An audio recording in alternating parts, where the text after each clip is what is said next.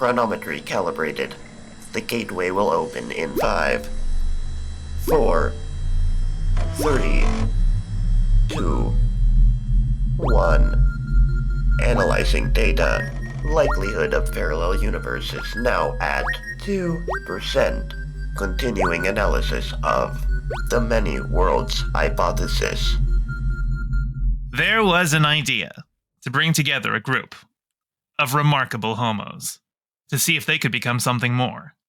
See if they could work together when we needed them to review the movies that we never could.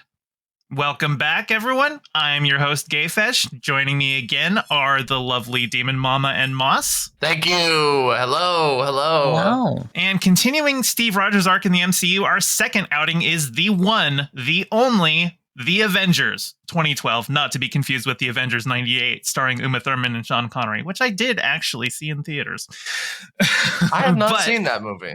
Me neither. Well, you know what? It's I remember specifically that like the movie was going to get a PG rating, and so they threw in randomly somebody saying just so that they could get it up to PG-13.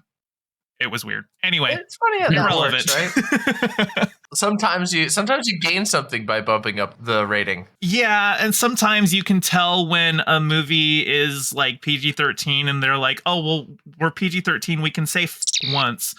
Where can we put it? And usually with the X-Men movies, it's in the stupidest place possible. I remember in Dark Phoenix where just Cyclops out of nowhere is like, well, fucking kill you. Okay, I think the one that was like the most lacking, the one that the missing of greatest import in recent memory was in a particular scene in Andor, which no spoilers for anybody else, but you will know probably exactly what I'm talking about, Gayfesh. Fight the Empire? Yeah. Yeah. That was, anyway. Speaking of, Andor Season 2 was just announced for release April 22nd, so looking forward to that. I'm here for Jar Jar Binks coming on screen to denounce communism. I'm so here for absolutely. You know, listen, you know Bob Iger has his finger on the scale for the second season, so we'll see what happens there. All right. I think that was enough preamble. Let's start with the movie itself. Now, again, like we're going over Steve Rogers' arc, but he's not the most important character in this movie. So we're going to touch on the movie as a whole. So, Moss, what are your initial thoughts? What's on your mind? I mean, I don't remember disliking this movie this much when I first saw it. Right? I don't know if there's like, I liked it. Like it was enjoyable in that sense, but there were definitely, I was noticing a lot more the Joss Whedon huffing his own farts thing that tends to happen. And of course, this movie has so many great moments. I think that is ultimately what a lot of these Marvel movies are, is like some standout moments and then a lot of stuff that is kind of a little bit boring. Like, obviously, we've got iconic things like Puny God and he's adopted. And I didn't even realize this until this watch, but Tony, when he first gets on the bridge, says to like raise the he says hoist the mizzen mast and raise the top sail. And I'm like, okay, I don't know. There are really good moments in this, but it definitely reeks of Joss Whedon. So I think that that makes it less strong as a film, but overall, like it's good popcorn. Well, and I would say probably just part of that too is just in 2012, we weren't tired of Whedon's shit yet. And now we definitely are, now that we know, what like a colossal sex pest the dude was and everything.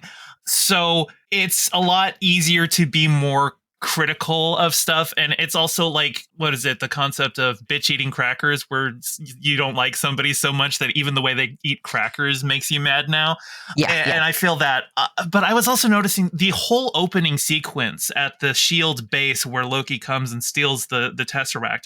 The writing for that felt like Whedon was not even bringing his like C game. It felt like it was the first draft and he didn't do a lot of dialogue cleanup. Like there's a lot of like repeated lines where like say Selvig goes, the Tesseract is misbehaving, and then Fury's like I don't like this, and he's like, yeah, well, it's not just the Tesseract, it's not just like It's not just active, it's behaving. And it's like, how are you going to follow up misbehaving with the word behaving? Find a synonym. This is, I think, something that bothered me throughout this film. Hot tip from me to you, audience members. One of the things about being a good writer is avoiding repetition. And there were several things that Whedon does where he says like, what's the play? Oh, that's the play. I don't know why, but that really drives me crazy. Yeah, you're right. And like, oh, you're going to be free from what? Freedom. Like, cringe. Or we've got radiation, nothing harmful, low levels of gamma radiation. That can be harmful. Where is the wordplay there? That's like the one thing Joss Whedon is known for, and he's not bringing it at all. There was also like, I noticed some of the stuff felt uniquely Firefly in tone, like the line, until such time as the world ends, we will act as though it intends to spin on. Sounds like something Malcolm Reynolds would have said. So there were a few things like the Whedonisms, I'll be completely honest, like they did not feel nearly as tired out in this movie. And like maybe it's just because like there is something that seems a little bit less like they're a little more subdued. It felt like, I mean, okay, of course, it's impossible not to think about when watching any movie that has like the Whedon writing style. It's impossible to not think about like the ultimate Whedonism of all time, which I don't think was even influenced by Whedon at all. Like besides just being in the cultural like ambience, which is They Fly Now. You know, like the They Fly Now almost overtook his legacy as being like the quip of death. Hang on, who was the screenwriter for Rise of Skywalker? We can blame Chris Terrio for that. Or J.J. Abrams, whichever one you want to blame. Either way, like that's the one that's like standouts. And there were the ones in this one were less. However, I did write down a few. And but I can wait. I feel like we're on the topic, and I haven't really like given my full take on the movie yet, but I can give you some of the Whedonisms that I wrote down since we're on the topic, if you're cool with that. Yeah, let's do it. So the first one was at the very beginning of the movie. This one really stuck out to me, and I just like was just like, oh come on. It's like Loki appears, and he appears doing like the Joker smile, which really made me like literally laugh out loud. Yeah. And then I was like, he's having fun.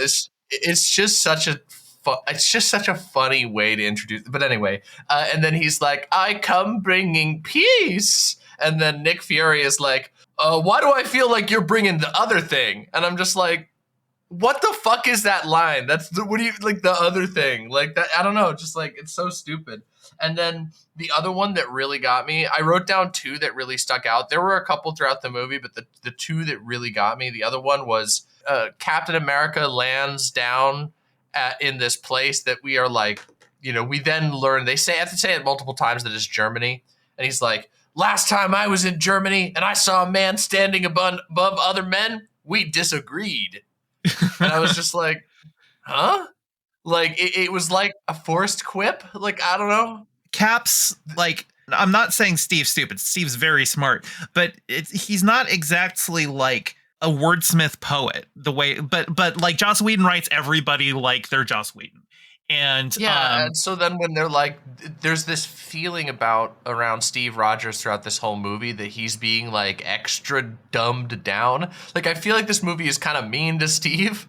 Well, the editing was mean to Steve too. Yeah. Because there's like a whole sequence that they cut from the beginning of the movie that shows Steve being the man out of time, just like going through daily life in New York. And they like the waitress that's like the ascended extra, the viewpoint character of like all of the people who are in danger in New York.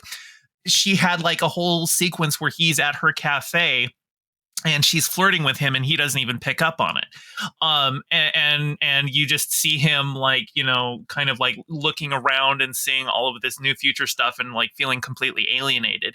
And they condense that all down to him just angrily punching a punching bag. Yeah. I did feel like this movie kind of doesn't get Steve Rogers, like that Joss Whedon doesn't understand his character. I mean, there's definitely a lot of good moments for Steve in this movie, but I think overall there's like some little dialogue choices and stuff that just make me feel like yeah, you're trying to overemphasize certain aspects of this character that I don't feel resonate with what was established in the first movie.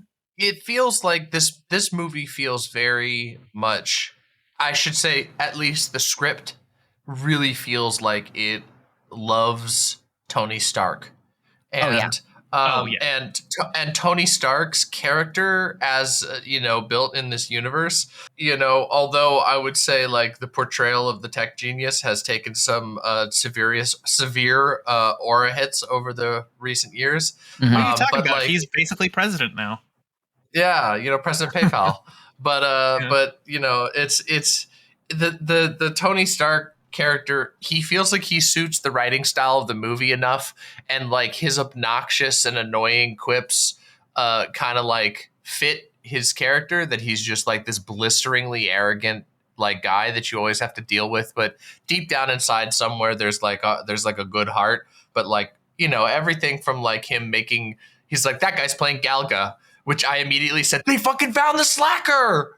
Immediately, I was literally just like, slacker, they got him right away. We've been playing Dale and Dawson, which is like Among Us meets The Office, and it's so good. The people who are sus are the slackers. So, Ooh, yeah.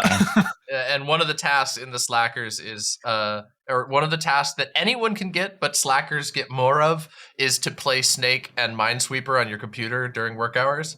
So it's just like, it's like straight up just, but yeah, there's like a bunch of different lines where there's another line that I had written down that was like, it's not really, I mean, it is kind of a Whedon joke, but it's not quite this is what I mean. They're a little more subdued, but they're still weird. A lot of them come at the expense of Steve Rogers. Like there's this one where he's like, okay, head on over there and open up the transflusial flux panel. And he like opens up, he goes, oh, looks like there's a lot of electricity going on in here. And I'm just like, Yeah. and then it, What pisses me off about that moment is that they cut away, and then when they cut back, he's just like, okay, Stark, it's all done. And I was like, okay, so Tony Stark explains to a man from 1940 how to look at this advanced circuit board that me, working in IT, would look at that and go, I don't know where I'm starting.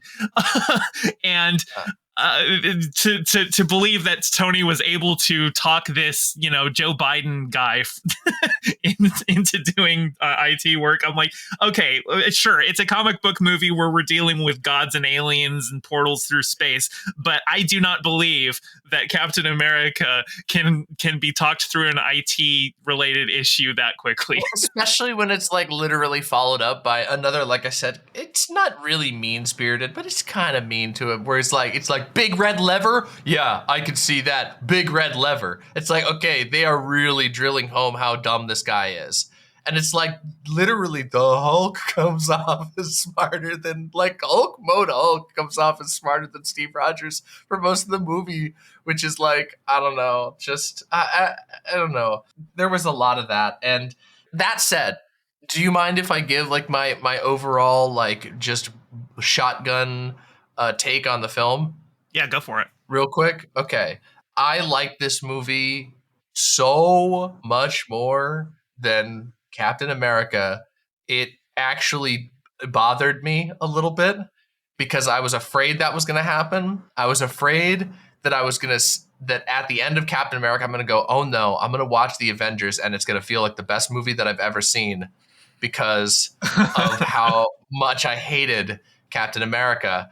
And that did happen. And there's like so much that I could like be positive about in this movie just because we started with that Captain America. And like still, I think I like at like 30 minutes after the movie, just to caveat all of this, like 30 minutes after we finished the movie, I sat there and I was like sitting on the couch and thinking about stuff. And I was like, this movie really is, it's like a movie that kind of like turns to dust immediately. Like you're watching it and I was like fully engaged the whole movie through.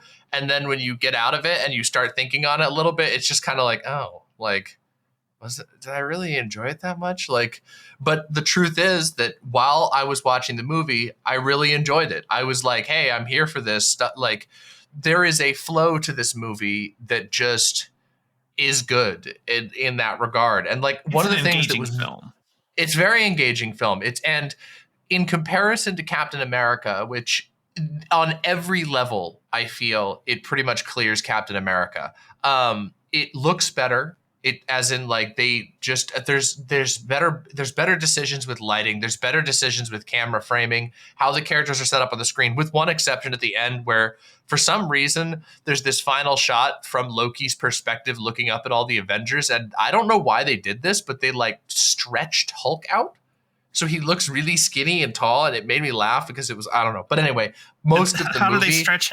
I would need to go back. Maybe it was like the lens itself, because, like, you know, it is a big wide shot. They're trying to fit everyone in, so they might have used like yeah, like, I mean, I assume they were trying to keep the perspective correct with all of the other characters because he's like CGI'd in, you know. Yeah. But he looks really like his shape is, his like body size and shape is like wrong. He looks like very squished up. Anyway, that's the only one where I was like, I don't know what they're doing with this. But the rest of the movie is just like, there was competence in the way that they decide, like in how they choose to portray the action, in how they choose to portray like characters speaking to each other, that just kind of like it goes above and beyond what Captain America pulled. And the other thing that was like, I think perhaps the single most notable part of this movie in comparison to Captain America was, maybe not the single most, but definitely very high up there, was the fact that it seemed like they really hired a fight choreographer. The fights, the martial combat in this movie starts off significantly better than Captain America, and it stays that way throughout the entire film, all the way down to the first one that comes to mind was this scene with Black Widow, I think is the name of the character. That's a great scene. Black Widow. With the chair, where she like is doing some like almost like kung fu movie style, like a chair fight. Like in a lot of like kung fu and martial arts movies, there's a lot of love for like taking an object or a few objects in a room and being like, these are unorthodox objects to fight with, and they go like full in on it, and they're like, well, how would you beat up these three guys with this chair? And she's doing like a flip with the chair. She ends up with like the little chair leg nunchuck, like improvised nunchuck kind of thing. Super cool. Like, I love that. There was nothing like that in Cap. Great character introduction scene for her too, because you see her tied up to a chair, and the scene makes it perfectly clear that she is in full control the entire time, that all these people have her bound to a chair and are like threatening to like pull teeth or something, you know, torture her. Yep. And she's just milking them for information, and the second that it's like, okay, I'm done, she just kills them all. And it does feel like it's a very Joss Whedon scene. Like, I imagine if Scarlett Johansson hadn't already been cast as Black Widow, that Joss would have wanted Eliza Dushku in this scene. I could easily see him writing this with Eliza in mind, because I know like Dollhouse, the TV show, like he wrote that show specifically around Eliza Dushku's skill set. And I kind of get the feeling that that's, you know, I could be wrong, but that feels like what he was going for. But I will say that beyond that, I really fucking hate how Joss Whedon writes Black Widow. Yeah, I would agree with that.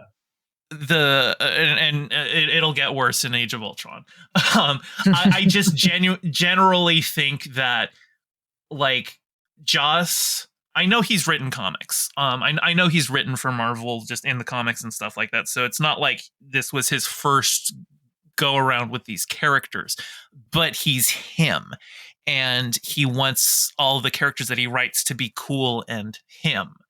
Or you know, like everyone's a little bit of an author insert, you know, wish fulfillment fantasy. Whereas when you get like, I don't even think we're at the point yet where Captain America is good. I did not care about him as a superhero until The Winter Soldier. And we're really going to see, like, I know the screenwriters of the first Avenger were Christopher Marcus and Stephen McFeely, and they continue writing, like they're going to write basically the rest of the movies that we watch. And I feel like they really understand all of these characters, not just Steve, but like, honestly, I think the best writing that I've seen for Tony Stark is going to come up in Civil War. And they seem to understand characters, and they understand that when they're writing a joke, they're not writing a joke to be like Joss Whedon writing a joke for the audience. They're writing a joke because it's the kind of thing that character would do in that moment. And oftentimes it's not to elicit a laugh from the audience, but to hide their pain. And Joss Whedon is incapable of writing that. I found in this movie Black Widow and Hawkeye to be like just shockingly uninteresting, and it felt like they had they felt very obligatory as characters, and I don't feel like that was necessary. Like, I know that like it's easy to be like, oh well, you know, they're like the one guy he shoots arrows and the other person is like, I guess she's good at martial arts or has superpowered lying. I don't really know exactly. Lying.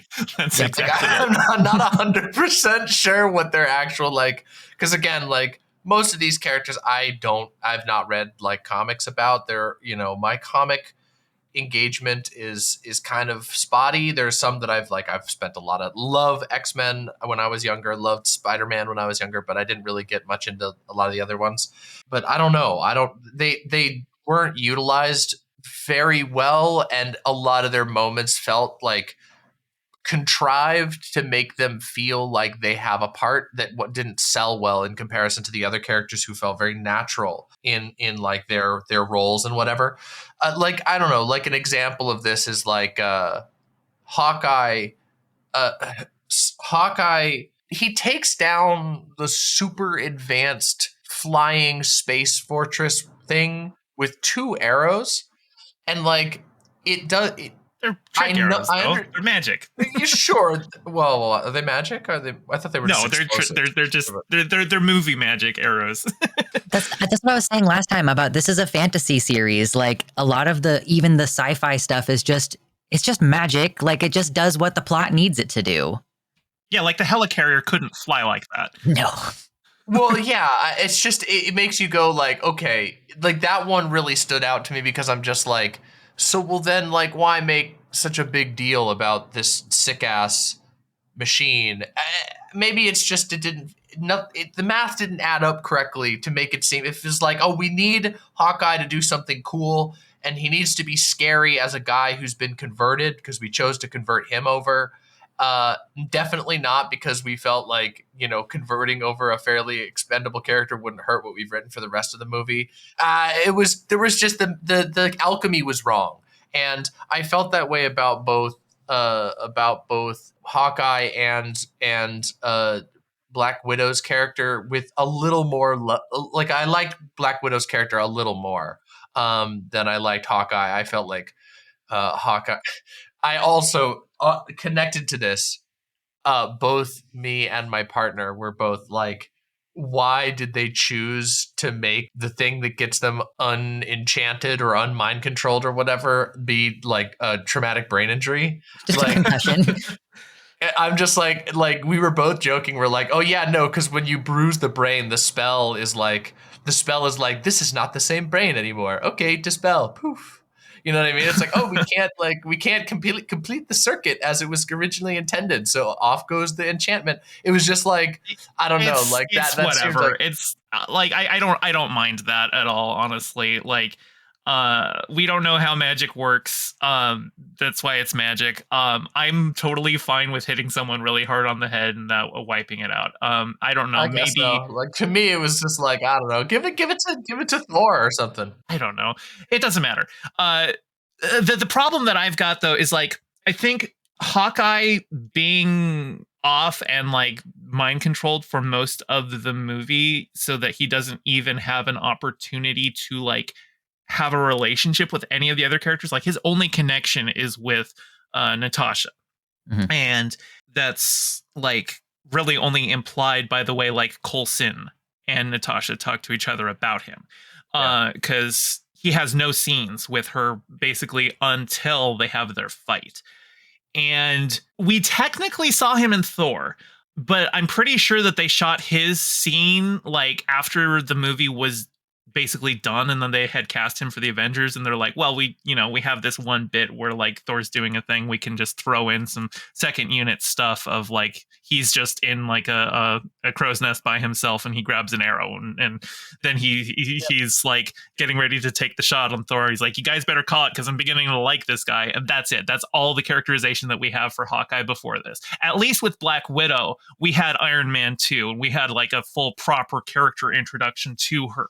And it's not to say that you can't introduce people in a movie and then get us to like them, but his introduction is getting mind controlled and like, being a pawn of the bad guy for 70% of the movie. Yeah, and he also like has this problem of to my knowledge, I don't think there's ever any establishment of his motivations whatsoever as an independent hero. Every other character, including Black Widow, which I will say that Black Widow's is like the biggest stretch of all of them, where it's like Tony Stark is like, I am like literally the richest guy in the world. My tower is going to be used for this energy. I am also an arrogant asshole who sticks my nose into everything.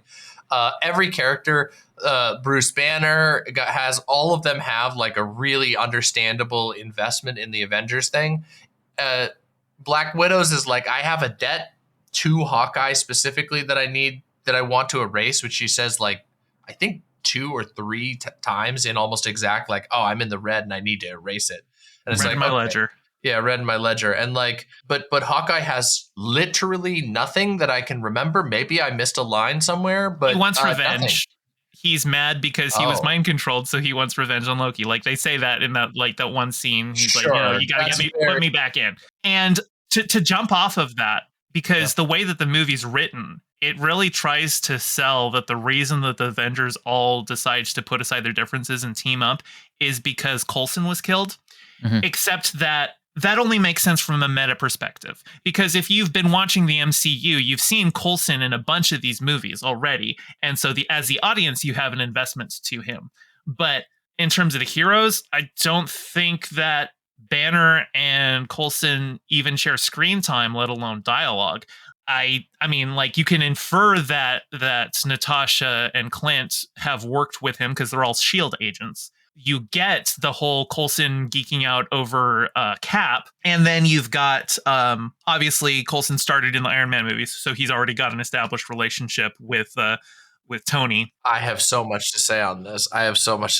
Character. But then with Thor, it was like he's in Thor and like he interrogates Thor a little bit, and then at the end of Thor tells Coulson, is like, son of Cole, I will be your ally, and that's it. And he's the one who sees Coulson get killed.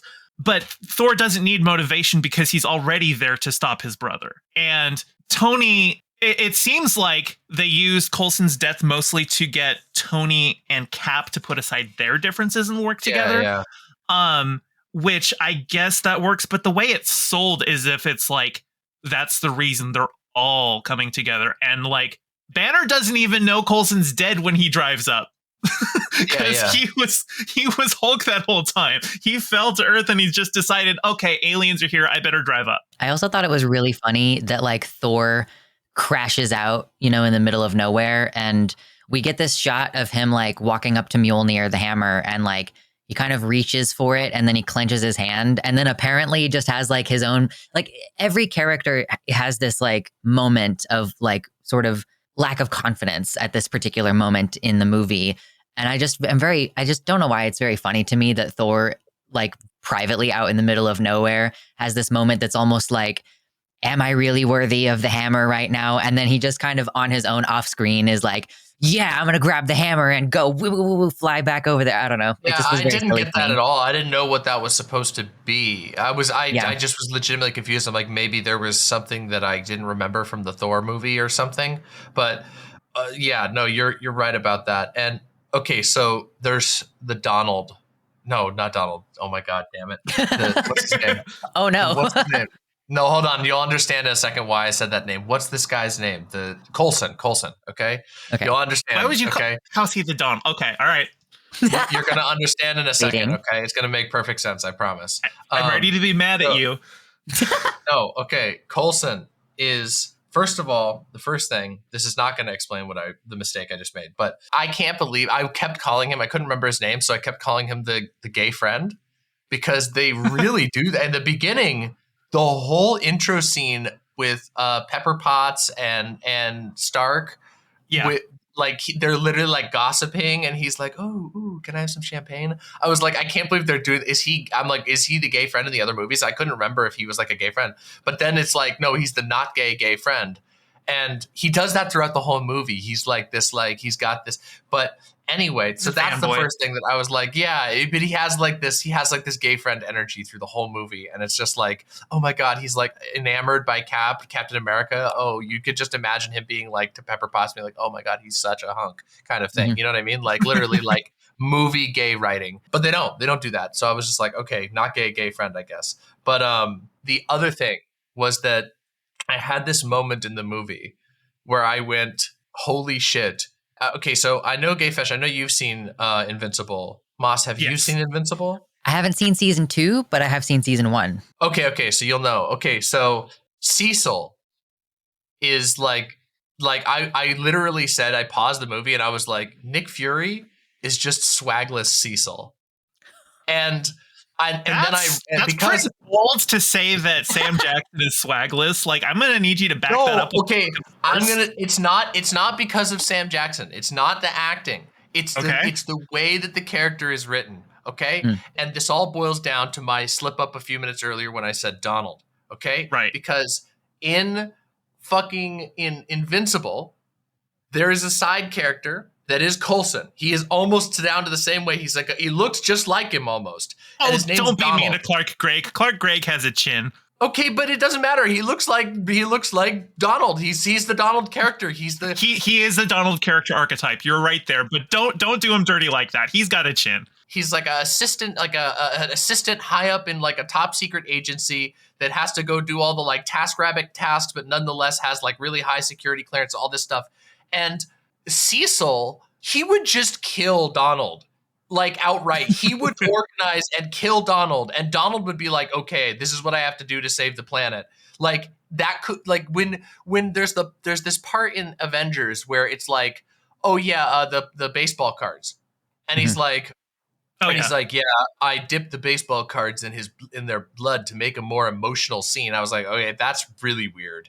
Well, he is a spy. He's supposed to be kind of amoral, right? Like him, I know, and but Black it's like Widow. that's why I said it's swagless Cecil, because Cecil would have just been like, we need to get these guys to work together. I'm gonna deliberately get this weird Asgardian to kill my friend to make sure these guys work together to or something like that. Like he would have invented like an evil for the greater good Machiavellian plot, but like just having him dip the things in it didn't. I feel like both Cap and Tony Stark would have just been like, actually, we're kind of sad about that guy. Like, they didn't need to be manipulated further. And also, like, it just doesn't sell that Nick Fury is actually a very manipulative character on that front. So that's why I said Donald, because I was thinking about that for the rest of the movie. I was going, oh man, like that relationship there is like, I know that like Invincible is taking some of the archetypes of popular comics and saying like, let's put them in a world that has more punch. That's not like, and you know, so that's what I mean by that. It has nothing to do with,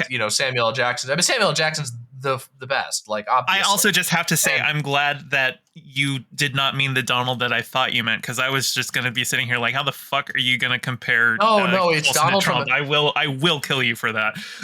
No, absolutely not. No, it was literally, it's the Donald from Invincible. Yeah. Once you started talking, I realized that's what you were going with. Yeah. Yeah, and it's like I felt like, oh man, that also would have made Nick Fury a more interesting character. Like if he had deliberately set up Coulson to die, that totally. That would have made a lot of people hate him, though. And unfortunately, they need, like, because they've got Sam Jackson, they need Nick Fury to be the cool guy that everyone roots for, even though he's working outside the law sometimes. And it would have made him cooler. It would have made him swaggier. That's the thing. Because, like, here's the thing. I agree. He approaches it at the end where he's like, yeah, fuck the World Council. I'm not nuking New York City. You know what I mean? He's like, fuck that shit. And he's like, I'm not gonna do that. Fuck you guys. Flips off the cameras, and walks out of the room. doesn't really do it exactly like that. But, you know, in my mind, that's also how it could have gone. But the problem with that scene is that, like, I kept thinking of Evangelion, the seal. There's like a world council in Evangelion, and they're like represented in a very visually similar way, which makes me think that like maybe there was some direct inspiration. In Evangelion, there's like a secret world council of all these country leaders and corporations and stuff, and they appear in front of one of the main characters as like a panel of screens, almost just like, so similar to the screen that Nick Fury keeps talking to people on. Isn't there something similar in V for Vendetta too? I don't remember. There might be. I seem to remember with V for Vendetta, it was more just that like he had kind of like the Big Brother vibe going on. I thought it was just a single face projected up on the screen. Okay. Yeah. Like deliberate 1984 visual reference, I think, for that. Which, you know, like it's a shared visual film language archetype that gets recycled and repurposed. The shadowy kind of cabal, and they only appear remotely because they're not actually involved or directly in danger. It's not a new thing. Sure. It's definitely... No, it's not. Yeah. I think that like they approach have like giving him that cool guy that people are gonna like, because it's like, oh, he's defying the UN. But the problem is we don't really have like, the council has not really been established in any way as having any meaningful power. And I know that I'm media like pulling threads from lots of media here for this, but like in Evangelion, Seal is scary as hell. And there's a scene very similar where like a character who honestly is kind of like an evil Nick Fury in a certain type of way of looking at it. He's the guy who's putting everything together to save the world and bringing people together, but has his own secrets. Like he defies this council, but it's well after they have established like this is you are signing your own death warrant. You are entering into like it is a very imposing moment, and it makes this character scarier and cooler and swaggier as a result. And I just don't feel like they quite give him that. I do feel like if they had been like, yeah, let's let this guy cecil out a little bit and just kill Donald. Like, he's like, you signed up for this, bro. This is what it means to save the world. Yeah, if I got to get the superheroes together to save the entirety of Manhattan and millions of lives, if I have to kill my assistant who I actually really like, yeah, let's do it. Like, that would have been interesting to me. But, you know, that's just me thinking about, like... I think, like, I could see Joss Whedon writing Nick Fury to do that in, like, a future installment, but I don't think Whedon would have had the stones to make Fury that, like, openly villainous at the start. I thought at first when he brought the cards in and they had that line where it was like, oh, yeah, those cards were in his locker. I thought, oh, you faked his death. And then they make it clear they didn't fake his death. And I feel like that is a way that unless you watch Agents of S.H.I.E.L.D. And you know that he actually is alive later. Yeah. Okay. So there you have it. Okay. So see that if that had been part of the text of the movie or maybe even a sequel, like maybe that could have been, that's not like a spinoff that no one else is going to watch. Sorry. I didn't watch any of the TV shows. It's like, what is but like, I think that could have been like a nice half step that still would have preserved Nick Fury as a more intimidating character. He doesn't come off as very intimidating, which is absurd because Samuel L. Jackson, like he's play scary. He can play very intimidating and disturbing and scary characters and has many times. We were recently watching some Tarantino films, and I think about his character in both Django and Hateful Eight, and it's like those are both scary and disturbing characters in different ways, and so he can definitely do it. But yeah, I don't know. I've stayed on this point for a while, but it's just kind of something that I was thinking a lot about in the movie because it's like, I don't know. To move to one other thing that I wanted to praise about the film, this is like a total jump, but I did not remember. I had seen this movie in the theaters when it first came out, and I did not remember the space whales. And the Leviathans. They were cool as shit. The Chitauri were very forgettable. Like the individual soldiers were like, they're generic CGI monster. Cannon fodder, the CGI army that you have at the end of every Avengers movie, basically. Yeah, I mean, they were definitely, I will say, they were an improvement over the Hydra soldiers in Captain America, which were quite literally just copy pasted. These guys were a little better and used more sparingly was important.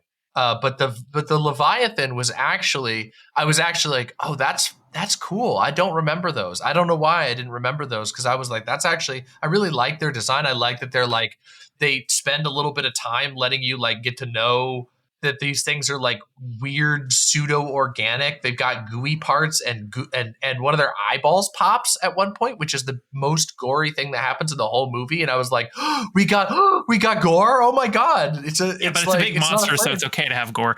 Yeah, it's okay. But I was like, damn, I actually like those. I was like, that gave me something. I was glad they did that, and they had them actually just fuck up some buildings, which was like cool. I love that. Okay. It's something that like it takes teamwork to take one of them down too. Like, yeah. Honestly, I think one of my favorite like little moments of like team ups is when Hulk rips off a piece of the Leviathan's armor, stabs it with it, and then Thor hits it with his hammer and lightning. I'm like, that's a good combo. Like, and that's really important to have in these superhero movies. Is like, it's not just enough for them to be like, okay, we are all here, we are all fighting people. A lot of times in like a lesser filmmaker will just have like, here's this person punching people, now here's this person punching people, now here's this person punching people. There's the whole battle sequence at the end is phenomenal. Like I really was good. Yeah, it was way better than Captain America. You have this one shot that is just like, it's once Widow is flying one of the little scooter things, and like it's a big long like tracking shot that just goes and shows each of the Avengers like flying past each other and working together. Like you've got Tony firing his repulsor blast at Cap's shield, which Cap angles his shields to get a bunch of the Chitauri with, and that ends with, you know, the Hulk and Thor teaming up on the Leviathan thing, you know, stuff like that. I also noticed that like every single character in this movie gets an individual moment where they own Loki. And I think I wrote down each one here. So you've got Steve beating up Loki at the beginning of the movie. You've got, obviously, Thor and Loki on the mountain. You know, Thor just grabs Loki. You've got Fury talking to him in the thing. You've got Natasha's whole interrogation where she makes it look like Loki's really getting to her so that she can get what she wants, because that's what she does. If you want to count Coulson as an Avenger, he does get to shoot him with that like gun thing eventually. You've got Tony's yeah, exactly. You've got Tony's confrontation with him at Stark Tower. Then Hawkeye even gets one. It's very quick, but it is where like Hawkeye shoots the arrow and then Loki catches it and like gives a smirk, but then it explodes in his face. So they do, and of course, who can forget Puny God? So everybody gets their individual moments, but everybody also like teams up off of each other's powers. Like, I mean, like that whole sequence that I described, that starts with Cap launching Nat up to the scooter by bouncing off his shields. So like everybody is doing stuff to help each other out, and you should see actual teamwork, which is nice to see. That was something that very much stood out. The doing combo moves was like, again, it's part of the, like, one of the things I said at the beginning is like, it really felt like there was some fight choreography people working on this movie that weren't present in Captain America, where all the fights in that movie just felt like really like two static characters punching each other back and forth with like the camera cutting around them. This movie was like, okay, they're moving, they're doing interesting things. They have little, oh, wouldn't it be cool if this character did that? And it's like, oh, what if we did this? Like there's a part where it's like, there's communication between Iron Man and Hawkeye. And he's like, yeah, they can't turn for shit. Bring him around the buildings. And he's like, doo, doo, doo, doo, doo. And he's like taking them out, you know, one by one around these buildings. It's just like little stuff like that makes a big difference to the flow of these fights, instead of just like two guys kind of like hitting their fists into each other and hearing psh, psh, psh. Also, I have to give a special shout out to Tony Stark in this last scene. While I was watching, I literally like sat up in my chair and went, "Yo, Tony got the tail cut!" I don't know if anybody is a Monster Hunter fan listening right now, or perhaps on the podcast, but he did it. He did his duty and got the tail cut. When he flew into the mouth of the Leviathan, he shot all his missiles, and there's like a shot of the tail getting blown off and falling to the ground. For those who aren't Monster Hunter heads, in Monster Hunter, most monsters you can cut the tail off. Kind of hard to do for a lot of them. It gets harder as the game goes on. You get a tail cut. Everybody gets you get to carve the tail in addition to the monster, and it has rare stuff. So hey, get the tail cut. Good job. That's a heroic action. Good job, buddy. Oh, there was something else I was gonna say. Oh yeah. Okay. So this is a total tangent, but I figure I should drop it now before we jump into the like talking about the ending of the movie or the resolution or anything. But there's a line that Captain America says that I find was both insane and a little endearing, which is his line where he's like, I think Black Widow's like, these guys are basically gods. And he's like, ma'am, there's only one God and he ain't wearing tights or something like that. I can't remember. There's only one God, ma'am, and I'm pretty sure he doesn't dress like that. Yeah, something like that. Yeah. I have a nitpick, but go ahead on yours first. It's that line, it made me go like, first of all, so my brain went to two different directions. I immediately was just like, I remember this line vaguely, and it was like, okay, I remember that. And I remember being like kind of finding it funny. And of course, I think it's like very endearing to think that like, it does make Cap sound like a genuine idiot because no offense, but yeah, just being like, nah, these guys literally came from mythical Asgard and are like crossing the plains, and I don't know. But also the implication that there is a Christian God in the universe of Avengers for the rest of it, and that Cap genuinely believes in and that might literally exist is so funny to me. Like I immediately just jumped to the end of just being like, okay, I know that like some crazy stuff's going to go down with Thanos and stuff in the future. And I'm like, just to think that like, yeah, the literal Jesus Christ was just watching that happen and being like, popcorn. Like he just didn't see fit to like, he's like, this is God's plan. And totally. Like, yeah, purple guy is going to. That you would settle in on Christian and not Jewish. I thought the same thing. Because I agree that line is an explicitly Christian line. Except that Steve Rogers is a creation of Jewish writers as a golem to fight the Nazis. He is a Jewish boy from Brooklyn who has who looks like the Aryan ideal, but is a Jewish guy there to, fight Hitler. And so I can't ever imagine a Jew saying there's only one God, ma'am, and I don't think he dresses like that. It's a very jingoistic Christian nationalist, I didn't know. I didn't remember that he was Jewish. I don't think they set that up in the movie, to be clear. They didn't set that up. I don't think Joss Whedon really knows that Steve Rogers is supposed to be Jewish either. But it wasn't set up in Captain America either, as I can recall. It's easy to believe that he's Christian because of the time he comes from, and if they don't make an explicit attempt, then it's like, okay, it's associating his values with Christianity, and it kind of makes sense it's just another way that Joss Whedon is trying to make him seem old and out of time, basically. Yeah. The other thing that made me think of was, and this was in conjunction with another character that we haven't talked about very much yet, which is the Hulk. And I love the Hulk. And I think the Hulk in this movie was awesome. And I like my favorite superhero when I was growing up. It was him and Superman and Spider-Man. I went as the Hulk for Halloween one year, and my mom was always making my costumes, and I had this whole idea where I wanted to go as both Bruce Banner and the Hulk. I wanted to be able to Hulk out, and she's just she thought about it for a minute, how she might be able to do it with Velcro, but then she's like, no, you can either go as Bruce Banner or as the Hulk. I'm only doing one. I'm like, well, obviously I'm going green. Yeah.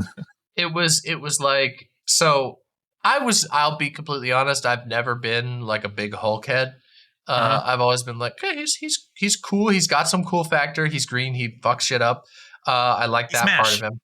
He smash. And, but so first of all, the Banner character is very interesting in his own right. And I think that they do a good job of having him be this is a guy who's they literally have him talk about his him trying to kill himself. That's pretty, they go pretty hard with this character. And I'm they don't give him as much screen time as I would have liked, but hey, it's cool. They also have him meet when he falls down on the ground, I was like, I thought it was really funny that they had Harry Dean Stanton like give him a pair of pants, and I was just Yeah. like, that was great. I'm like, I know him mostly from my obsession with Twin Peaks, but anyway, so the Hulk was great, but the whole time like I was like thinking about Immortal Hulk, and ever since That comic is so good. Gayfesh gave me a copy of Immortal Hulk 25, which is one of the best Marvel comics I think I've ever read, and it was incredible. And it's about the Hulk. It's about a very dark interpretation of the Hulk, and I the entire time, and I know this isn't like it's a little meta and not fair, but the whole time I was like with the Hulk, I was just thinking about how that series interprets the Hulk, and I was like, oh man, that makes the Hulk so much more interesting to me, and like having read that and knowing and just in being able to imagine that and also invoking literal God and then being like, oh yeah, also like here's Captain America invoking literal God, and then now you have like, oh, but the Hulk is like right there, and we know where they decide and I know where they decide to go with his character in Immortal Hulk, and it's just like, oh, like I would love if Marvel had the balls to adapt Immortal Hulk oh for the my MCU. God, that would be I so don't think they cool. will. I don't think they Nah. will. And if they do, It's too make heady. something, It's too heady. if they make something called Immortal Hulk, they will water it down. I think. Yeah. like they'll take the title and make something completely different. Immortal Hulk 25 could be made into an awesome movie, but it would never sell within the Marvel environment. It would have to be an art piece, like that. That'd be an art house film.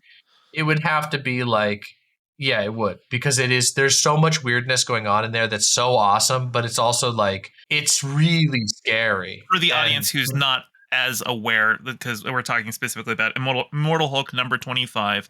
Go read it. Go read it. Just that's what I'm going to say. Go read it.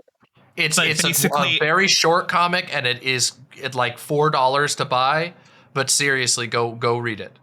Imagine H.P. Lovecraft writing the Hulk. That's kind of the vibe that we're going with. It's very interesting. It's very good. H.P. Lovecraft minus the racism. No, it's like the book. Like no, I don't want to spoil anything, but like the little comic starts with a completely your main character that you're following for the beginning of the comic is a totally alien culture, like a completely non even humanoid alien being, and that's like who you follow through this comic, this Hulk comic, and it is phenomenal. It is a cosmic horror take on the Hulk that works shockingly well. And yeah, so I was sitting there watching this going, oh man, like they'll never do it. They'll never have the stones. Of course, yeah, they'll never do it. But it was cool to think about in my imagination sphere. Anyway, yeah, so that's all I think that's all I had to say about those things before we can talk about the ending or whatever. Or if there's other things you want that we didn't touch on throughout the flow of the film. But I mean, I took a lot of very Steve specific notes. I mean, I took notes about other things too. Like, I hate Barton's bow. I hate his form. I'm on camera. Your arm should not be all the way up here when you're pulling it. What are you doing? Why are you doing it? Bring it down here. Anyway, Scarlett Johansson cannot walk in these pants. Fun little symbolism thing when Loki and Thor are talking on the mountain. 2 ravens fly by.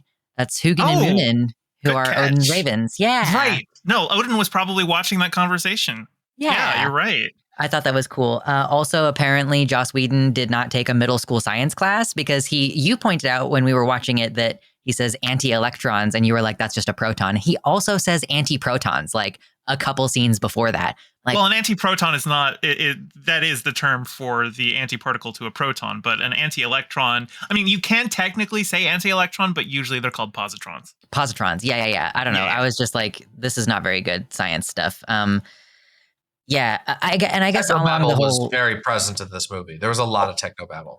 Yeah, which was I have my things about technobabble. Technobabble needs to be used for like when it doesn't matter what the technical thing is, but it can't be like the solution to anything. Like my favorite example of technobabble used well is in The Force Awakens when Rey and Han Solo are in the cockpit of the Millennium Falcon.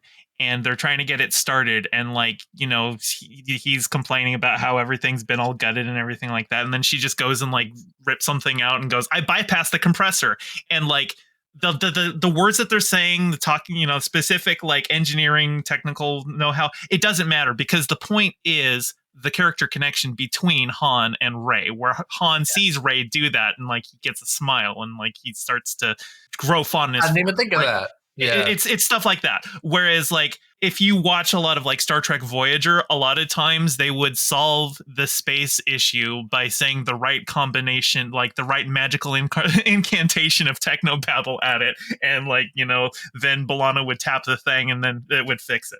So like that's the bad kind of technobabble. The technobabble here, I would say, is mostly like it's done to like move the story along, like, okay, that science guy knows what's going on. Okay, the rest of us can just nod and go back to punching things. But yeah, you're not supposed to understand it. Like, they use it very well to build on the science bro thing between Banner and Tony, because it's like their first real interaction is they're using technobabble at each other. It goes, finally, somebody who's speaking English. And Cap, who is kind of our self-insert in that moment, is like, is that what that was? Yeah. That was English? And so that's a good use of technobabble. And I don't think the movie is like this movie overall, but not so much that it was like it's not Star Trek Voyager levels. No, but I don't know. I feel like, so technobabble has its place, and I think that it can be charming in certain contexts. Star Trek is infamous for technobabble, like literally, like I'm pretty sure that's where the term came from. I call it Treknobabble when it's from Star Trek. Yeah, but it's like it's like kind of meant to just juice it up. It's like it adds the fantasy element basically, but with a sciencey flavor, and it's fine. It has its place. But I also think that like if you're trying to show people bond over like science and stuff, there's a lot of ways to do that visually in a visual medium that I think should be used more. Have them working on stuff. You know what I mean? Like, one person up on top using a little little sparky thingamajig going, the other one down below going, did you remember to connect this thing? No, I didn't connect that thing. Throw in a tiny bit of technobabble, have them, whatever. They're doing this thing together. One of them catches something and goes, you almost got that. You would have gotten oil all over your face. That kind of thing. And but this movie, I think, did a good job overall on that. Like, it did a pretty good job balancing the amount of characters that were in it and giving them time, with the exceptions being Black Widow and Hawkeye especially. But overall, they had a lot of characters in here, and I don't think it was a good choice, mind you. I think it does harm the film overall to be like, this is a movie that's going to try and characterize so many characters, but they did fairly well with what it was. It wasn't egregious, like, It's not unwieldy yet. It gets unwieldy later. Yeah, like there are certain characters who definitely have to take a back seat once he gets to Infinity War, because I think they've got like 40 heroes in that movie. And so some of them definitely don't get their time to shine. But here, like when this movie came out, it was like, before it came out, it was seen as like a big gamble. Like, people were like, I don't know that this is going to work.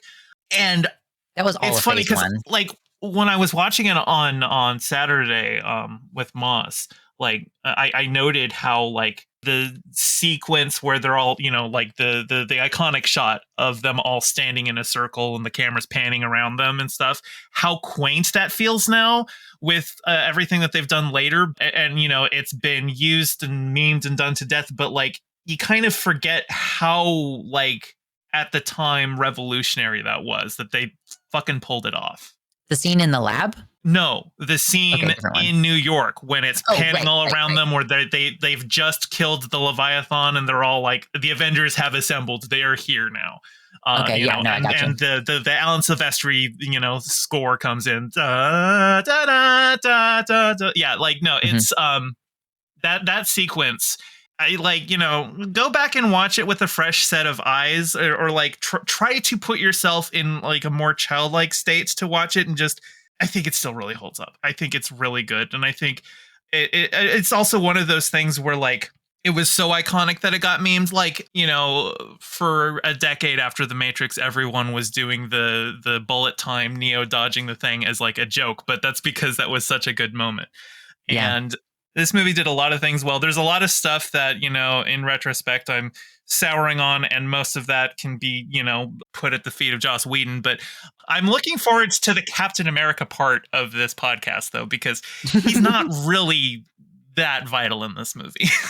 Yeah, I mean, well, okay, so Captain America. Yeah, I mean, I don't have anything to add to the Captain America, but you mentioned some of the souring on the Joss Whedon things.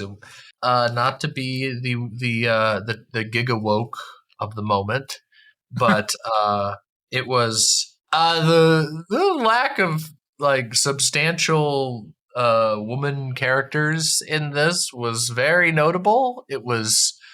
I don't think you Shockingly, can blame that entirely on Joss Whedon because I mean, his original script. yeah. No, I'm not saying I'm just going to tell Joss you Whedon. why. I'm going to tell you why. His original script had Wasp, Oh. and in fact, apparently Wasp was going to be like kind of the main character. I guess Joss Whedon had just fallen in love so much with what he had written for Wasp, he just kept giving her more and more stuff. But then they're like, no, Edgar Wright's doing Ant-Man, even though Edgar Wright dropped out of Ant-Man. But it's like, he's doing Ant-Man, so you can't have Wasp. Also, Ike Perlmutter, who, if you don't know who he is, he's the guy who owned Marvel when Disney bought it. And he's like just the worst person in the world, and basically he owned a toy company that bought out Marvel, and so he really only cared about Marvel for toys it would sell, and he didn't think that girls bought superhero stuff, so he didn't want to make any female superhero stuff. In fact, until Kevin Feige got Marvel Studios reorganized out from under Marvel Entertainment, he couldn't have gotten Captain Marvel made or Black Panther, because you can't make a black-led superhero movie. You can't make a woman-led superhero movie because we've got this racist guy running everything, racist, sexist guy running anything, and he's like, oh, those won't sell. Never mind that both Black Panther and Captain Marvel made Captain Marvel made over $1 billion at the box office. Black Panther still to this day is like a cultural touchstone of the Black community. Like Chadwick Boseman is like literally like, I think some people kind of hold them in their heart like they hold MLK in their heart. So a lot of this stuff, like there's a lot of things that, yeah, Joss Whedon absolutely should hold the blame for, but there was a lot of studio interference to prevent the wokeness from seeping in. Well, I didn't mean to imply that was purely at Joss's feet there. I just meant to use that as a segue, but it was notable to me. And Yes. Obviously, it's a broader problem with comics and comic Yeah, the book source movies material. and all the source material, but it was just very notable. It was just, I was like, huh, that's kind of weird. And it's one of the things. It's one of the many things that will I'll recurringly bring up through this podcast of stuff that, like, I don't know, pushes me away from these types of movies and stuff. It's just there's a stultification in certain, I don't know, status quo elements that is a little unfortunate. And it's just, whatever. It's the movie that it is. And I'm not going to be like, I can't say like, I could still see a movie for what it is. Like there's lots of movies that don't have like, I mean, hell, I saw Megalopolis this year, and there's all kinds of things you could say about that movie and the way that it has like, it's all these certain cultural biases and whatever. And yet nonetheless, it's still a very interesting movie that has some absolutely fantastic things going on in it. And but it's worth noting. I think it was something that stood out to me as being like, they really only give it to Black Widow. And then, I mean, they literally just have like Pepper Potts just, I know she's not a hero, but she kind of literally is just like, I'm going to go on vacation. Bye. Honorable mention for Hill, the lady who works. Hill. Yeah, Maria Hill. Like she, she doesn't have robust characterization, but she is capable and present throughout the movie. Yeah, I guess. I mean, I you give her a little more to do in some future movies as well, and did admittedly forget about that character a little bit, but she does. There's a lot, and now that I'm thinking about it, I'm like, I feel like I remember a lot of the scenes, her being basically her walking behind Nick Fury going, "What about this thing? Did you think about that? What?" And so I don't know. Maybe it's just maybe I'm being a little unfair, but it's just. I don't think you're wrong. Like, I think that that's a criticism that a lot of these movies can have, and this is like criticism of the movie industry in general. Women characters are fewer and further between. They're not very well fleshed out, and this is like not even to get into the issue of like, where are the gay people? Why are you imagining like your ideal fantasy future or ideal fantasy alternate universe where there are no gay people? Like, is that really? I mean, obviously it's tricky with the whole China thing, whatever, blah, blah, blah. But like, it does feel like, oh, everybody's ideal future that they want to project into just doesn't have me in it. And it doesn't feel great, obviously. Yeah. It's easier to hit the woman thing because like women-led films are very popular nowadays. They are, yeah. And I mean, and also like there has been cultural discourse on this topic quite a lot since that time. And this is pre-Gamergate. Wait, is it? Yeah, 2012. Gamergate was in 2016. Gamergate started 2015, a little bit. 2015, yeah. Yeah, okay, so it was slightly, yeah. Yeah. But it would have been, let me think here, hold on. When was, the release date was 20, so actually no, it would have been, okay, yes, it would have been very slightly before because the very beginning of the like sort of Gamergate stuff was with Anita Sarkeesian's Tropes versus Women in Video Games, which started in March of 2013. So that was when there was some of that. Gamergate, like I think officially, according to Wikipedia, it was 2014. Yeah, because that was when like the Zoe Quinn harassment stuff happened, which was like that was what we know. But like I guess it's hard to. I mean, and who knows? It stretches over everything. So much of fucking internet culture now is dominated by that type of thing. Well, we don't have to get into that with Captain America or the Avengers. I didn't mean to do that, but I just thought it was a little sad and unfortunate. Because I don't know. I agree. But also, it is the source material. But hey, who says they can't invent a new character? They made Nick Fury a black dude. Like, that's true. Exactly. And that was a great decision. If they made Nick Fury a black person today, like, I don't know, they'd be able to get away with it. Oh, there would be bomb threats, I'm sure. It is. I know this isn't the center of the podcast, but it is very...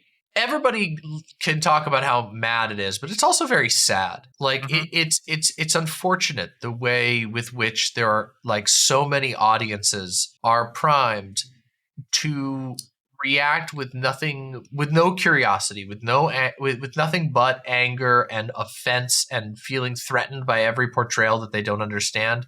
And I don't know. It makes me sad. It makes me sad for art. It makes me sad for people. They are missing out on wonderful things. And I don't know. Maybe we're going to be trapped in nostalgia world forever. But speaking as a YouTube critic myself, like not only that, they like make legitimate criticisms harder to make because, for instance, The Acolyte, the Star Wars show, I didn't quite like it. I didn't like it that much, but everyone online who was talking about The Acolyte was like just the most foaming at the mouth Nick Fuentes supporter. And it made it impossible to give those honest critiques of the show without getting lumped in with those people. You mean the writer of For All Mankind, right?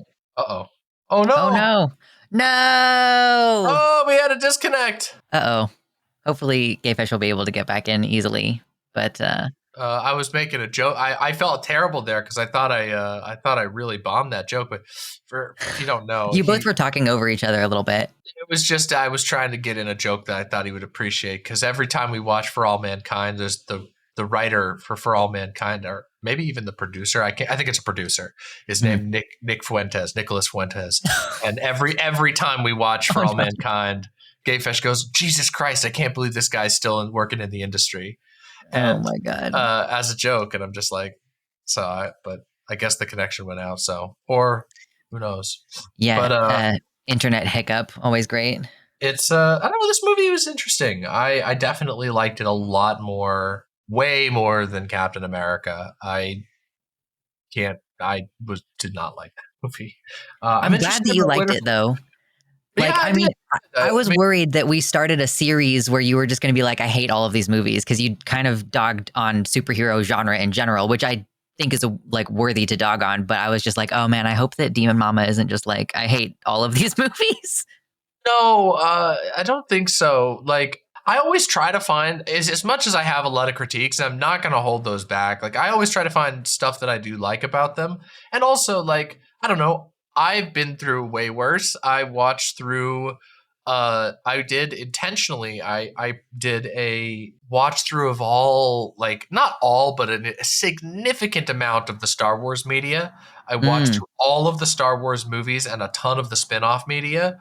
And there were some truly painful moments in that. And where I was just like, I mean, watching through the Clone Wars animated, I always forget because there's the Genndy Tartakovsky one, which is Fire, which is like, that's like the hand-drawn animation. Then there's the 3D animated Clone Troopers TV show that had like 7 seasons. Yeah. Some of that is genuinely the worst refuse slop garbage that I've ever laid eyes on. It is painful and embarrassing, and I hate it. And I made it through that. So, you know, I am happy that I like this, and I'm looking forward. There's a couple of movies coming up that I haven't seen. I hadn't seen Captain America. I hadn't seen Winter Soldier.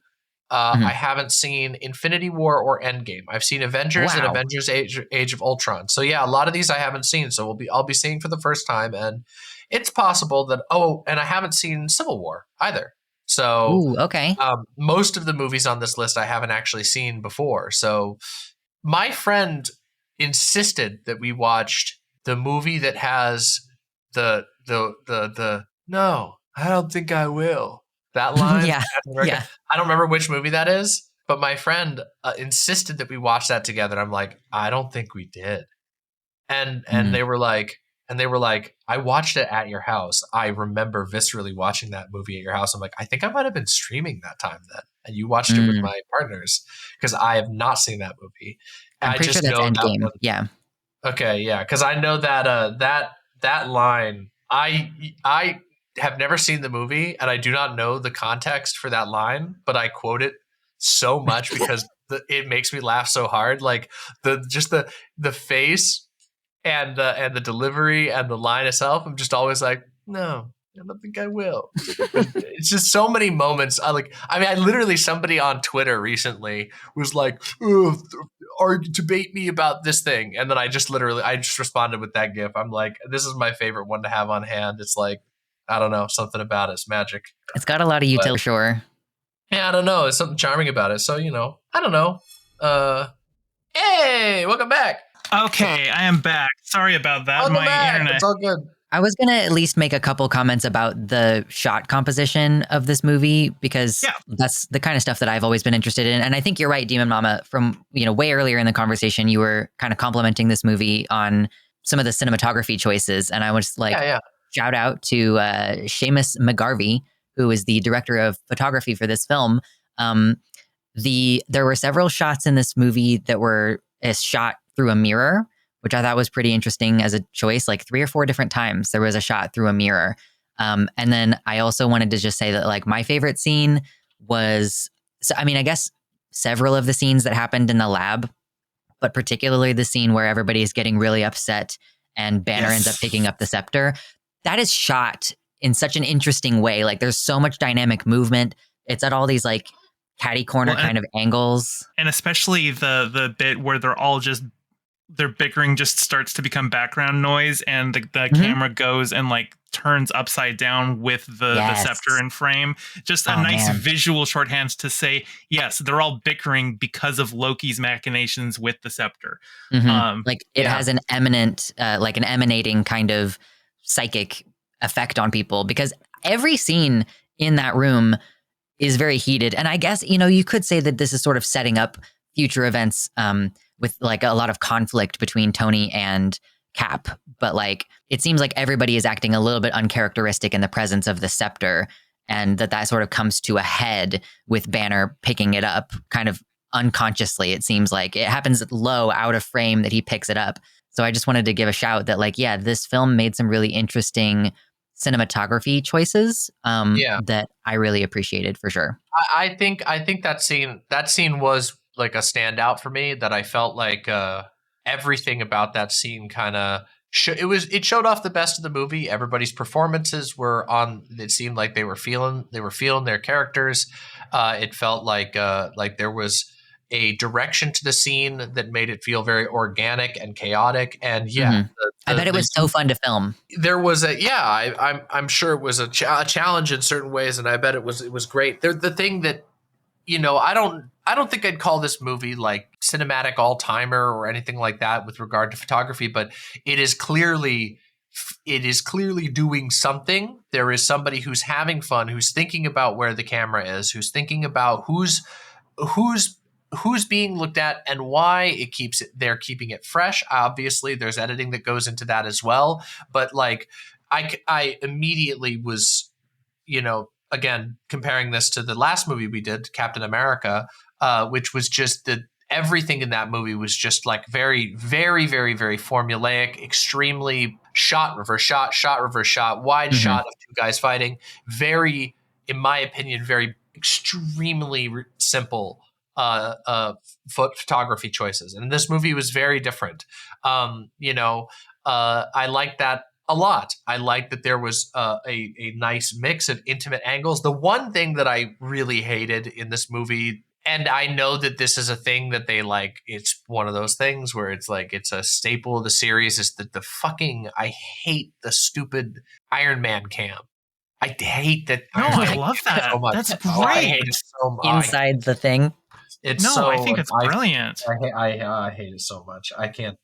It always looks so dumb to me, and it never comes off as like, I don't know. I don't love it. I don't like it, but I understand the necessity, but it just it doesn't work for me. If you don't like that, like, it could have been so much worse. Before Robert Downey Jr. was signed on to play Tony Stark, they were looking to cast Tom Cruise. And Tom Cruise was like insisting on the Iron Man mask having a transparent visor. Oh no. That would have been even worse. That would have been even worse. It's true. Yeah. I guess it's just like, I don't know.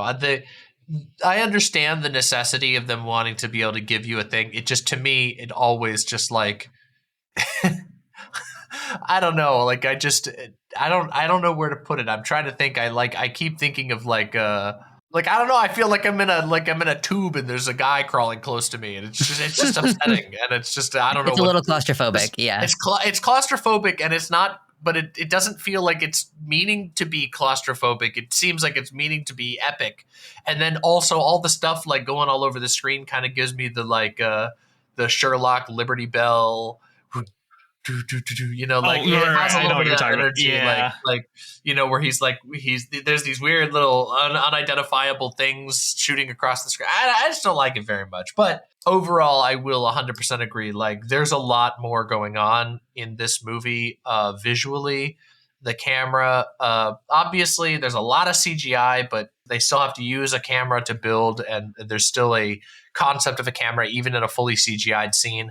And they do a good job with it for the most part. And I don't know, even little things like, there's like one shot that I remember that was like Hawkeye spots the dropped scepter of Loki. And he's like, the thing to control all this is right down there. That wasn't Hawkeye. Like, that was Selvig. Eric Selvig. Yeah. That was Stellan Skarsgård's character. Oh, okay, yeah. So then he's like, look, it's right down there. And it's like, you get like this shot of like the fucking blown up city, and there's like this little tiny scepter like on the corner of a building. You have just a nice diversity of different types of shots that look good and are interesting and give you perspective that you don't see in the first movie that we watched, and in some of the other ones that I've watched in the past. So yeah, I agree. I think that's a good thing. Now, I will say, like, generally, I think this movie is it's pretty colorful when you compare it to most other Marvel movies, but it does, like, kind of start that issue where, like, dark scenes are just not done well, because the whole fight in the forest at night, that is an ugly scene. Yeah. Go watch Lord of the Rings. Figure it out. Yeah. Yeah, we know how to make night scenes look good. This was it was not. Well, I do think that like part of the problem, and one of the problems with these with that tendency is a lack of confidence in certain aspects of CGI and how much CGI is present, which makes those dark scenes that can exacerbate the problem. I will say overall though, I did think this movie was, I mean, it was way more colorful and interesting than Captain America by like a long shot, and I liked that. I liked that there was, I don't know, that you had a lot of like and I look. There was a lot of color on the screen in these different costumes. You had some of the characters who were in the costumes. You had some of the like they blend. They stand out against the like rank and file soldiers of Shield and all this kind of stuff. And it's great. And the Hulk, he's big and he's green and he looks great when he turns green and it's cool. And I was happy that they were just like, yeah, he's not going to be like a muted gray green. He's going to be glowing green, and we're going to lean into that. And yeah, that was cool. And yeah, so I think all of that was good. That was good. I wish there was more blood, but I always wish there's more blood in movies. So Yeah. and I noticed that was another thing that stood out as a small like nitpick was just like, I know that like, again, it's the family movie effect. It's the comic bookification kind of thing. But like multiple people get stabbed in this movie, but they're stabbed in a way that's not a stab. It's like you hear like a shink, and then they're like, and then it like happens off the bottom of the screen, and then there's like maybe a little bit of blood, like when they kill Donald. There was blood on the stick, but you don't see any actual stabbing happen. It's just like he goes and then he's like, and then there's not even like a blade. He had like blood out of the corner of his mouth while he's lying there dying. That's really. And then on the wall behind him. Yeah. Yeah, there's like a dried blood stain. So it's very touchy around it. And obviously, I don't know, like I'm always, it stands out to me in all these movies. And it's especially when there's like, I don't know, like it's just what it is. There's not a lot of actual like kills in this movie either. Like people die, but it dances around it a lot. And I find that to be a bit of tonal dissonance, and it's common in these types of movies. It's also common in the Star Wars movies too, some of them at least, where it's like there's like this, they're depicting death events, but they avoid depicting it in it works better. That kind of thing I guess I get more for like children's media than I do for like media that's intended for adults, but whatever. The one that stood out to me was like there's this scene where Nick Fury like shoots a bunch of guys, but like he's shooting them through this little like triangle hole, like it's like a jammed door or something. So you really only see like people going and falling down, and like you don't actually see him he's shooting a gun. People are quote unquote dying, but all you're actually seeing is kind of like feet shuffling around and like their bodies kind of flopping down. And all the bad guys are wearing like helmets, so you can't really identify them as people anyway. Yeah. It's interesting. Oh yeah, there was one other thing before I talk about there's one other thing I wanted to mention before we get to the end of the movie, which was I had a memory from when I first watched this movie, and maybe it might have been actually Age of Ultron, but it applies to this movie as well. Let me see. When was 1 second. I just needed to see the Man of Steel release date. Okay, so 2013. So it would have been Age of Ultron where I remembered this memory. But it applies to this movie as well. I remember watching Man of Steel in theaters, the Superman Zack Snyder movie. Mm-hmm. And I hated that movie. It was one of the first times in my life where I went to the theater and I walked out and went, I wish I hadn't spent that money.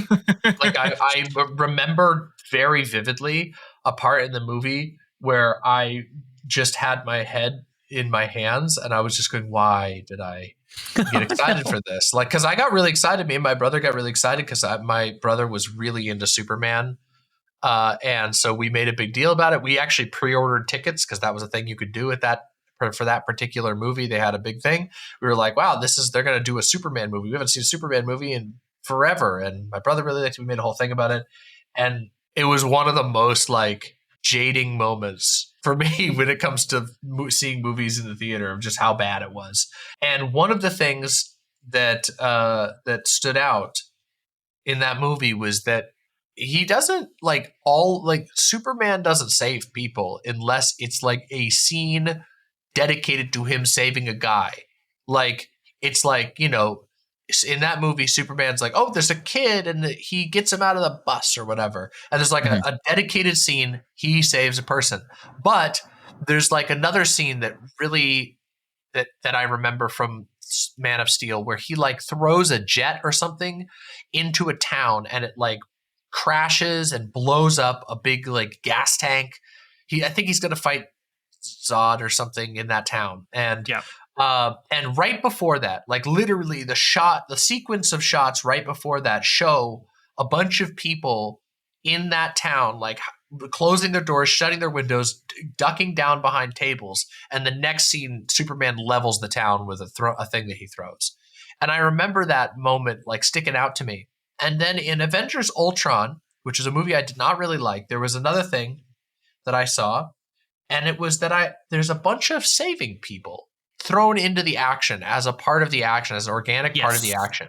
And that is in this movie as well, which I didn't remember as well. It's not as much because there's only really one big scene, but in the end, a big part of that final sequence, that big battle sequence, is each of the characters doing stuff to save everyday average people. Yes. And I liked that. And I you remember gotta have it. going, it's like, wow, like that makes me think because there was like some set footage, like set leaks of the new Superman movie that oh my god, why am I blanking? He's my favorite superhero director. Snyder. No, not Snyder. He did Guardians. What fuck? Why am I James Gunn? Thank James you. Gunn. Jesus, why did I forget? James Gunn's directing that one. And like, I guess there was like, it was like a scene where Superman is like getting a cat out of a tree, the iconic thing. And like, you had people whose only experience of Superman is the Snyderverse. And they're like, Superman would never do that. And I'm just like, Superman has to do that because that's what Superman does. Superheroes have to be human. They have, even though Superman is an alien, you have to humanize them, and they have to be looking out for the cat and the little guy. It's not just enough for them to kill the bad guy. They have to be saving people. A scene that stuck out to me in that genre in this movie was when Hawkeye, he pulls a kid and a woman like out of a bus. And it's like, I think that for him, it's like you have to show that characterization because he's been kind of sort of a bad guy the whole movie. I mean, like obviously mind controlled bad guy, but like when he has his own faculties, he is not just a person who works for S.H.I.E.L.D., but he's also somebody who is out there looking out for women and children, which I think is also, it kind of feeds into his characterization because we find out later that he has a family. That just stood out to me in the movie. I appreciate that. It's a small thing that like it makes you feel a little bit less jaded about the superhero format when the superheroes do the hero part that isn't just beating the shit out of people and quipping. And I know that it's like not the flashiest thing, but I mean there's humor in it. It adds rhythm to the scenes, and I liked it.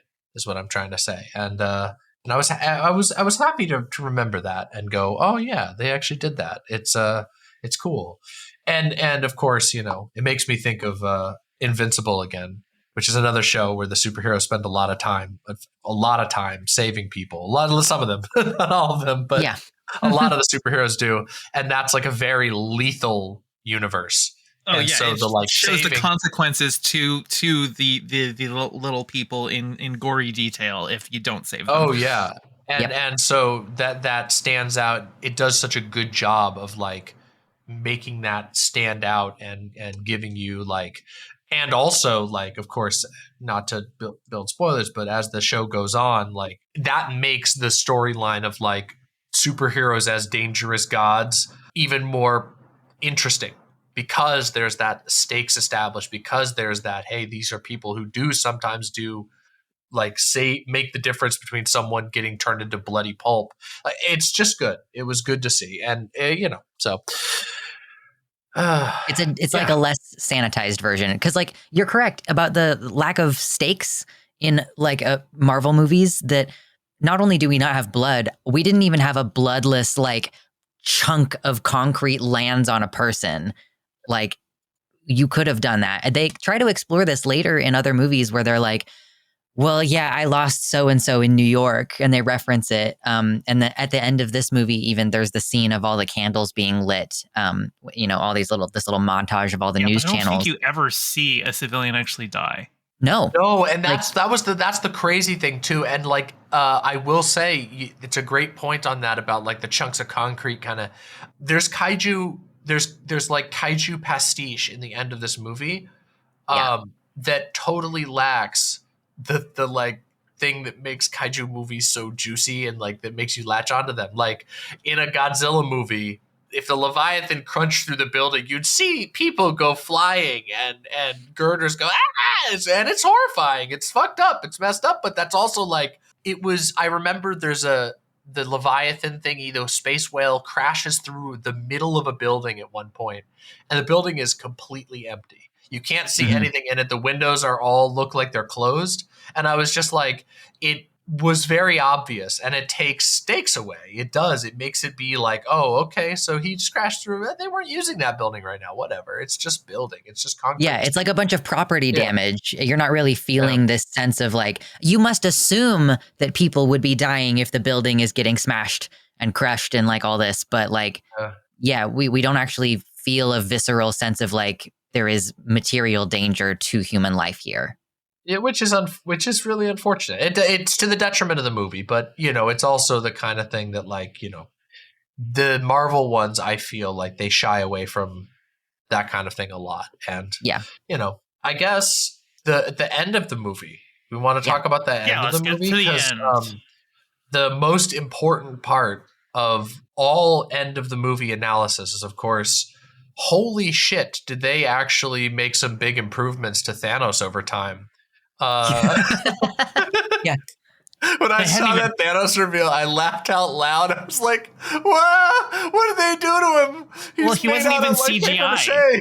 No, it was makeup on the actor who they didn't even have Josh Brolin cast yet. It was Damien Poitier, who I think is Sidney Poitier's son or grandson or something like that. And that's it. That's his only experience being Thanos. Sorry, we got to give to a white guy. That's our first view of Thanos, right? Yeah, I think so. And it was funny to me. I'm like, everybody, Thanos has been memed on a lot over the years, for the visual design, for the original visual design, for the twerking over the Mexican food in those ads, to the snapping, there's been so many Thanos memes over the years, but that intro Thanos shot was just like, it looked terrible. Also god awful. Most people didn't know what they were seeing there. Like you had people walking out of the theater pulling out their phones going, who purple guy Avengers? Purple guy Marvel. Obviously everyone knows Thanos now. Like I think these movies were so big that like he's going in the annals of film history, like next to Darth Vader and stuff like that, as like a big iconic movie villain. But it's fun to see. Well, and like these characters, like the reason that they made the Avengers in the beginning, to begin with, is because they had sold the film rights to all of their A-list material. Like the Avengers was a joke comic. Like it was like, oh yeah, here's our C team all teaming up because they can't sell their own comics individually. And now like Iron Man is the biggest superhero in the world. So can I ask a quick question? And this is from my ignorance of the lore of these things. The Chitauri, are they established in like another movie or something? Because like I feel like there was another Thor movie, like it was called like Thor Frozen Planet or something, and I can't remember what's the second Thor movie. Dark World is something like that. Dark World those are has the the Dark Dark Elves. Elves, and that happens after this movie. No, in terms of the films, so the Chitauri were introduced in this film.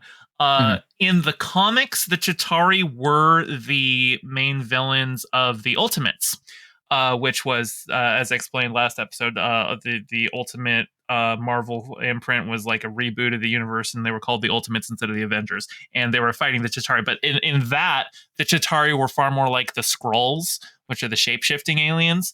And so they were just kind of doing like an alien invasion with the Skrulls, but they had just changed the name. I don't know why.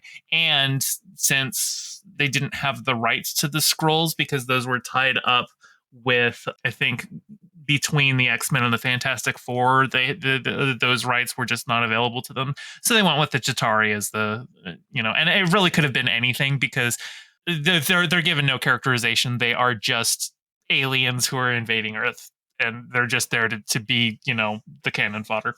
Yep. It felt very weird. Like that part felt weird. There was a scene with Loki where it feels like they tried to do something, but they kind of just went like, whatever. Like he has a flashback or something, and they're like, he's communing with the other. Via astral projection. It was. That's there to set up Thanos more than the Chitauri, right? Yes. Yeah. It was. I was a little confused at all of that. I mean, at the end of the day, I recognize that they're like just supposed to be cannon fodder for the bad. They didn't really. I felt like it was. They didn't really sell. It was unclear to me through the movie exactly the threat, and I do feel like that made Loki a little bit less of a threatening character and they more could of have a done joke, more to show the Chitauri as a force before they show up at the end. Like there's a little Leviathan in the background during the astral projection scene.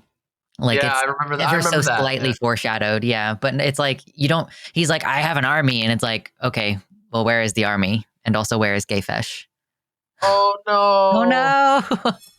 I'm back. Hello, audience. If you're noticing things are weird, it's because my internet sucks, but this is my second connection issue, but I'm back now. And before my internet goes out again, let's get everyone's final thoughts, starting with Moss. Yeah, I think overall, it's a pretty enjoyable film. It's got things that I don't like about it, but that's going to be pretty much any movie. Still, they're taking a lot of risks.